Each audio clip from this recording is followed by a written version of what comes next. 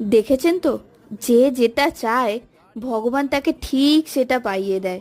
দুদিন ধরে এই রঙগুলো খুঁজছিল, ঠিক পেয়ে গেছে।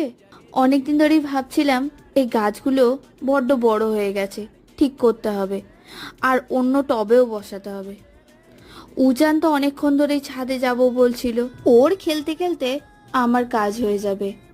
দেখি ছাদে কি কি টব আছে, একটু ভালো দেখেই টব নিতে হবে, ঘরে রাখবো তো গাছগুলো, তাই জন্য। কি করছো উজান তুমি? মাটি গাছ। মাটি জল কাদা ঘাটতে উজান বেশ ভালোই বাসে। তবে দেখলাম টবের নিচ থেকে বিছে বেরোচ্ছে, তাই ওকে আর বেশি হাত দিতে দিইনি। বসাতে বসাতে বেশ সন্ধে নেমে গেছিল, তাই কাল আর নিয়ে আসিনি নিচে। সকালে আনতে একটু দেরি হলো, তবে ভালোই হয়েছে, এতে রোদ পেয়ে গেল একটু।